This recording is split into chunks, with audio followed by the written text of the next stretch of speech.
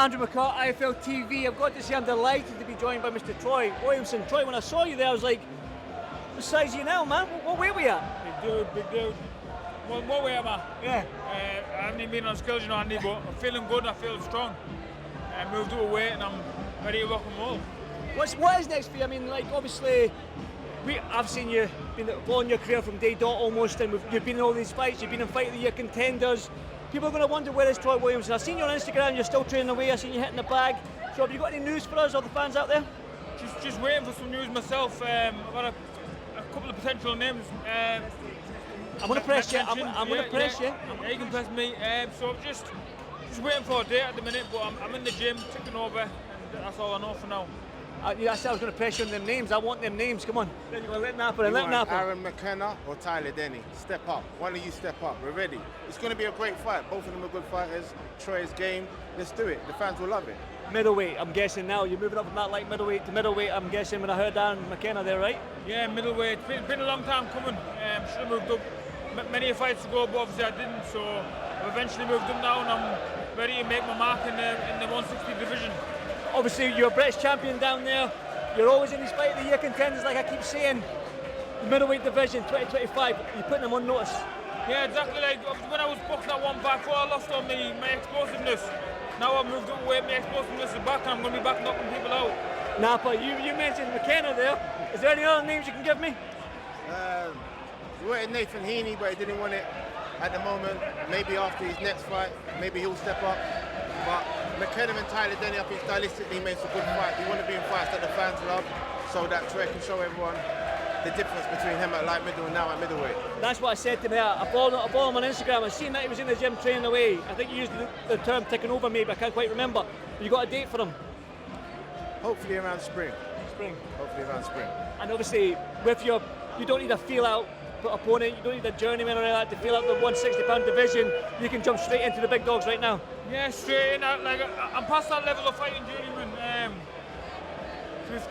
To be completely honest with you, I'd find it hard to get up for, but one of them, Tyler Denny, Aaron McKenna and Nathan Heaney, these are the guys that I want, and these are the guys that'll get me out of bed and really train hard for. The question for both of you is, I suppose, when you look at this middleweight division, the middleweight division has always been the division where there's been a household name, there's been that superstar in it.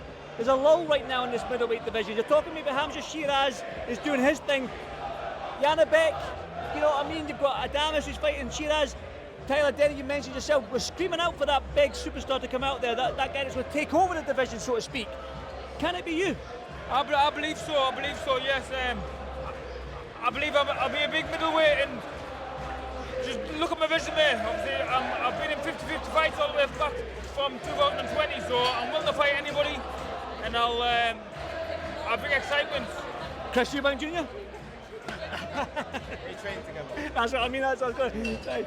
Obviously, 160 pounds, that's what I knew you were Chris's manager, that's why I mentioned that there. But yeah, you do bring the excitement, like I said. The Ted Cheeseman fight always comes to mind. You know why I like that fight always comes to mind with you, Troy? Because we were sitting in Vegas, I think it was the Wilder Fury third fight, the same day as that. Yeah, I think. It was the same day, yeah. Yeah, we were sitting around in the media room at the MGM Grand, and all the American guys were around us. Goes, yo, who are these guys, man? And Troy Williamson and Ted Cheeseman, they love that fight, man. So that's why it always sticks to me. Yeah, but I'm gonna bring more of that to the table at 160. I think that was the last person I knocked out in devastating fashion, and since then I've started struggling to do the weight. I think I've stayed at 154 slightly too long. Why though? Why did you stay down there? Opportunities? Yeah, that's exactly what it was. Obviously, the opportunities come, and I kept on making the weight. So because I kept on making the weight, I just kept on making the weight. Obviously, I failed the weight against Ishmael Davis, and that was a telling point to just say, Troy, you can't do the weight no more. So I move up. So I've eventually moved up. It's been a long time coming, and I'm really ready to just settle the score at 160 now. Napa, you take the mic here. Here's a question for you. What's the roadmap looking like for 2025 for Troy Williamson? The roadmap? A fight against someone like McKenna or Denny, and then after that, one of the guys highly ranked in the world rankings. There you go, man. And one final one from me, Troy. We spoke about years and years ago about you when you maybe became the British champion. We were talking about European and world level and how many fights you were away from that. Is that still an achievable goal at 160 for you? Yeah, 1,000,000%. I believe it's achievable. I believe it's achievable. I think people are going to see the best of me at 160. I think people are writing me off, thinking I'm over the hill, but I'm a fresh 33-year-old. I've not really had many hard fights. I know I've lost a few fights, but I've not really had many hard fights. And I just put them down to sticking on the weight for too long. So I'll tell you what, Big Napa, man, he's doing his thing in boxing.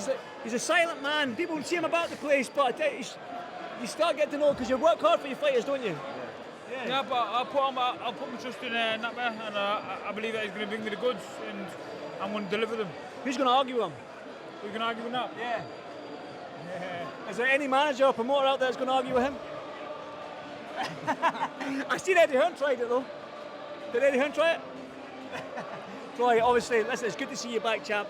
If you can still produce the goods like all these fights, these fight of the year contenders, and you look, like I said to you, you look big, you look good, nice and tight, good at the weight. So if 160 is your division, I'm looking forward to it. I'm not starving myself no more. I can eat plenty of food. I'm full, I'm happy, and like the old cliches, a happy fighter is a dangerous fighter, and I'm dangerous. I'm looking forward to getting back in the ring. One final one then, looking at that camera. You got message for the middleweights out there? Yeah, Alan McKenna, pick up the phone and take that fight.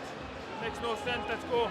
Yeah, definitely. Troy, pleasure to see you, my man, always. Cheers. And Napa, appreciate you, brother. Thank you very much. Thank you, Troy. Thanks, mate.